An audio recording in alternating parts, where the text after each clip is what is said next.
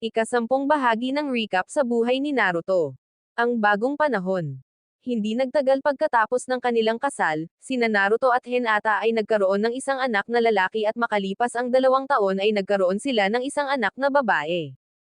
Sa mga taon, si Naruto ay palaging abala na humahantong sa kanya na hindi kumukuha ng mga pagsusulit sa Chunin. Sa kabila ng pagiging isang genin, napili si Naruto na sumunod kay Kakashi at maging ika-7 Hokage. Sa araw ng kanyang inaugurasyon, hindi sinasadyang nasira ni Boruto ang laruan ni Himawari na humahantong sa pagpasok ni Naruto upang ipagtanggol ang kanyang anak mula sa banayad na hampas ng kamao ni Himawari, ngunit nauwi siya sa suntok at nawalan siya ng malay. Nawalan siya ng sariling inaugurasyon, na napilitan si Konohamaru na gayahin siya sa panahon ng seremonya. Bilang Hokage, siya ay nag-host ng isang Kage Summit sa Konoha kung saan sina Sasuke at Sakura ay dumalo kasama ang 4 na Kage at ang kanilang mga bodyguard. Sa panahon ng pagpupulong, iniulat ni Sasuke na ang isang banta na mas malaki kaysa kay Kaguya ay maaaring umiral sa isang lugar kung saan nagpasya si Naruto at ang iba pang Kage na panatilihin ang impormasyon sa pagitan nila upang maiwasang magdulot ng anumang panik. Arko ng pasukan sa akademya. Nakikibahagi si Naruto sa seremonya ng pagpasok sa akademya na humantong sa kanya na napahiya, matapos dumating si Boruto at nasira ang bato ng Hokage. Pagkatapos ng insidente, nalaman ni Naruto mula sa presidente ng kumpanyang Kaminaremo na mayroon siyang positibong epekto sa kanyang anak na humahantong kay Naruto na napangiti.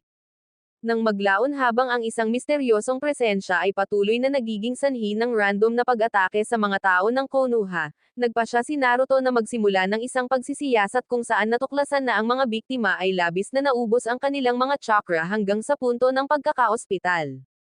Habang ang mga misteryosong pag-atake ay nagsimulang mangyari ng higit pa sa buong nayon, ang mga pagsisikap ni Naruto na alisan ng takip ang katotohanan ay nagsimulang napagod siya at pinilit ni Shikamaru na pauwiin siya upang magpahinga. Pagdating niya ay nalaman niyang kakaiba ang kinikilos ni Boruto kamakailan, minsang kinumpronta ang kanyang anak tungkol sa kanyang bagong saloobin ay iginiit ni Boruto na sa wakas ay naipakita na niya ang kanyang Byakugan na humahantong sa kanila na makipag-usap kay Hiyashi. Sa pagdating sa kanyang pamamahay, si Hiyashi ay tulad ni Naruto ay may pagdududa na nagising na ni Boruto ang kanyang Byakugan. Sa pagpapasya na subukan si Boruto, hinarap ni Hanabi si Boruto na nagpasya na hindi ipinakita ni Boruto ang Dojutsu at pagkatapos ay nakipag-usap si Naruto kay Hiyashi tungkol sa kanyang mga apo. Matapos italaga kay Sai na imbestigahan ang mga pag-atake sa nayon, umuwi siya ng gabi at ipinagtapat kay Hinata ang tungkol sa kanyang kawalan ng kakayahan sa pakikipag-ugnayan sa kanyang mga anak sa paniniwalang nagmula ito sa kanyang paglaki na walang mga magulang. Makalipas ang ilang panahon, iniligtas ni Naruto ang mga sibilyan sa purification plant ng Konoha. Habang ipinasya ni Boruto ang pagsusuri sa kanyang mga kaibigan na naospital, napagtanto na ang kanyang anak ay nagsasagawa ng sarili niyang imbestigasyon sa mga pag-atake. Hinatak ni Naruto si Boruto sa silid ng surgery na ipinapakita sa kanyang anak kung ano ang nagiging biktima sa mga pag-atake. Bagamat umaasang maimpluwensyahan si Boruto sa pag-iwas sa bagay na ito ay pinalakas lamang nito ang pasya ni Boruto. Lumitaw si Shino na hinihikayat si Naruto na magtiwala sa kanyang anak dahil siya mismo ay naligtas kamakailan ng mga epekto ni Boruto, at habang pagod pa nagpasya si Naruto na magtiwala sa paghatol ni Shino. Habang naghahapunan kasama ang kanyang pamilya at si Mitsuki, biglang umalis si Naruto upang hawakan ang isang bagay na kinasasangkutan ng mga kakaibang chakra na kumakalat sa Konoha. Di nagtagal pagkatapos natuklasan ni Sai na ang salarin sa likod ng mga pag-ataking ito ay si Sumire Kake. Nalaman ni Naruto mula kay Kakashi na ang intensyon ni Sumire ay ilabas ang Gozo Tenno sa nayon. Maya-maya nang matagpuan ni Sai si Sumire, pinakawalan niya ang No. Hindi nagtagal ay sumali si Naruto sa unit upang palayasin ang nilalang ngunit binalaan ni Kakashi si Naruto na huwag masyadong lumapit, napagtanto na ang layunin ng nilalang na ito ay mag-ipon ng sapat na chakra upang makagawa ng sapat na malakas na pagsabog para sirain ang nayon. Habang ang pangkat ng harang ay nagsisikap na pigilan ang nilalang ay bigla itong nag-teleport palayo. Habang tinangka ni Naruto na hanapin ang nilalang gamit ang Sage Mode, naisip ni Kakashi na ang nilalang ay gumagawa ng iba kaysa sa mga normal na pagpapatawag, natural na umiiral sa sarili nitong hiwalay na dimensyon. Sa pagpasok ni Sumire, sinabihan siya ni Nasai at Shikamaru na ito ay dahil sa pag-apela ni Boruto sa kanyang tunay na pagmamahal sa kanyang mga kaibigan sa akademya na naging dahilan ng pagkagaan ng loob ni Naruto, na nagpasya siyang tanggapin siya sa unang pagkakataon.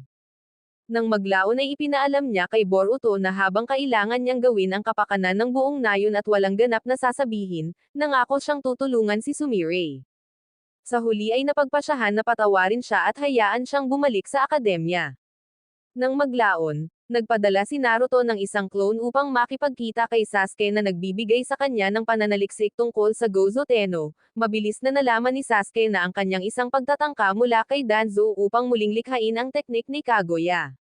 Bago umalis si Sasuke, hiniling niya kay Naruto na humingi ng tawad kay Sakura para sa kanyang patuloy na pagkawala, na humahantong sa pakiramdam ni Naruto na responsable para dito. Sa Rada Uchiha Arc, nang magkasakit si Himawari dahil sa lagnat, nagmamadaling umuwi si Naruto na nag-aalala tungkol sa kanya kung saan itinuro ni Boruto na nasa labas ang kanyang Hokage cloak. Nang magsimulang mag-away sina Boruto at Naruto kung ano ang dapat kainin ni Himawari, nagalit si Hinata at pinalayas silang dalawa sa bahay dahil sa kanilang pagiging maingay. Inanyayahan ni Naruto si Boruto na kumain kasama niya sa Ramen Ichiraku upang subukang makipag-bonding sa kanya kung saan tinanggap niya ito. Habang kumakain sila, sinabi ni Naruto sa kanyang anak ang lahat ng mahahalagang alaala na mayroon siya sa shop tulad ng pagkilala ni Iruka, pag-hangout kasama ang Team 7 at pagpunta sa unang date nila ni Hinata. Sa araw ng 5 Kage Summit sa Konoha, ipinaalam ni Mogi at Udon kay Naruto na pinagpintahan ni Boruto ang bato ng Hokage. Bago pa makagawa ng anumang pinsala si Boruto, nahuli siya ni Naruto at pinigilan siya, pagkatapos ay binibigyan niya ng lecture ang kanyang anak tungkol sa kung paano ang buong nayon ay ang kanyang pamilya. Ang mahigpit na pagsubok ay humantong kay Naruto na dumating ng huli sa isang pulong ng Kage na siya ay humihingi ng paumanhin. Habang papalapit na ang pagsusulit sa pagtatapos ni Boruto mula sa akademya, gumamit si Naruto ng Shadow Clone para tulungan siyang magsanay, samantala ang tunay na Naruto ay nakatanggap ng ulat mula kay Sasuke tungkol sa isang batang lalaki na may Sharingan. Pagkatapos niyang kumonsulta kay Kakashi tungkol dito, nagpasya si Naruto na samahan si Sasuke sa isang pulong kasama si Orochimaru, na humahantong sa likod ng isang Shadow Clone upang pamahalaan ang Konoha sa kanyang kawalan.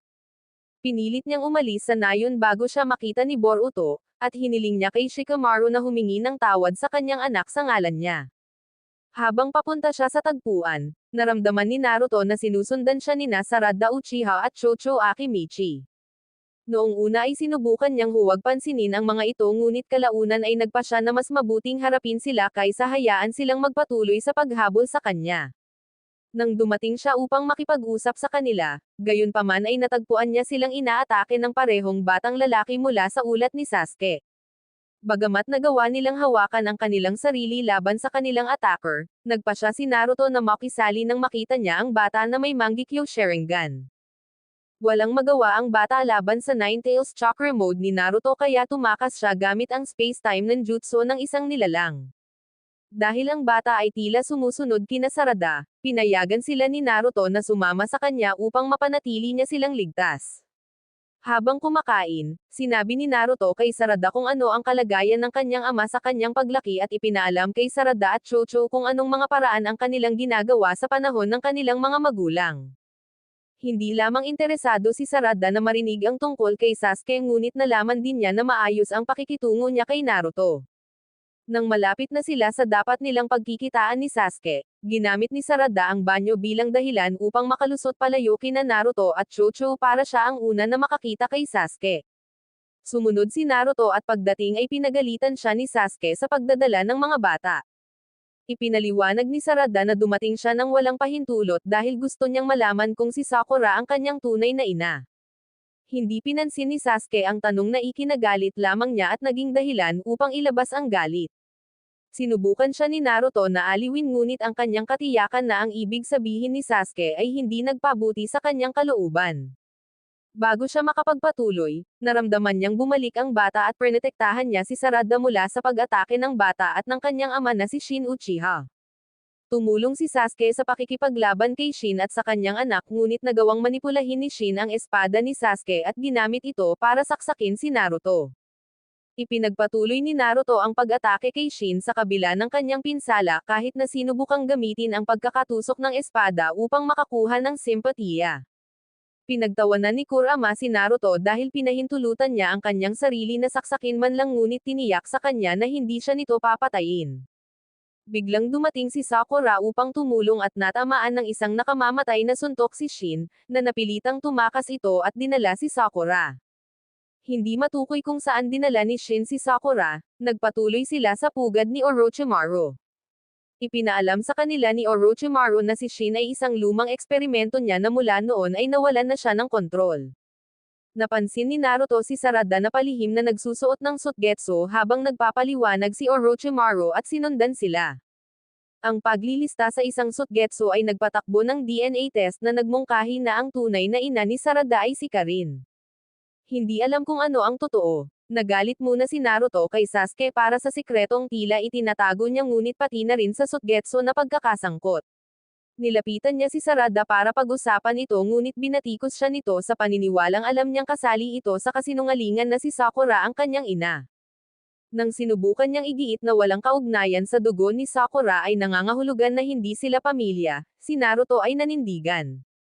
Hindi man siya kamag-anak ng karamihan sa mga taga-nayon ng Konoha, itinuring niya pa rin silang pamilya niya dahil mahalaga sila sa kanya. Sa parehong paraan na sina Sakura at Sarada ay pamilya dahil sila ay mahalaga sa isa't isa, napagtanto ni Sarada kung gaano niya kamahal si Sakura at nagpa siya na gusto niyang tulungan siyang iligtas. Nakipagkita ulit siya sa iba at nagtungo sila sa hideout ni Shin gamit ang Rinnegan ni Sasuke na abot nila kung saan dinala ni Shin si Sakura, at nakita lang nila si Sakura na maayos ang kalagayan sa sarili niyang pakikipaglaban kay Shin. Sa pagdami ng bilang laban sa kanya, tinawag ni Shin ang kanyang mga anak na talagang kanyang mga clones para tumulong ngunit sila ay tumalikod sa kanya at pinatay siya dahil palagi niyang minamaltrato ang mga ito. Pagkatapos ay ibinalik ng mga clones ang kanilang atensyon kay Naruto at sa iba pa na nakipag-ugnayan si Naruto sa kanyang sariling mga shadow clones. Dahil sila ay mga bata lamang, tinakot niya ang mga ito na sumuko sa pamamagitan ng pagpapakita kay Kurama. Matapos malaman na si Sakura talaga ang kanyang biolohikal na ina, nakipagkasundo si Sarada sa kanyang mga magulang na ikinatuwa ni Naruto. Pagkatapos ay bumalik silang lahat sa Konoha kasama ang mga clones ni Shin na inihatid sa ampunan ng Konoha. Salamat sa panonood, magpatuloy sa ika-11 bahagi. School Trip Arc.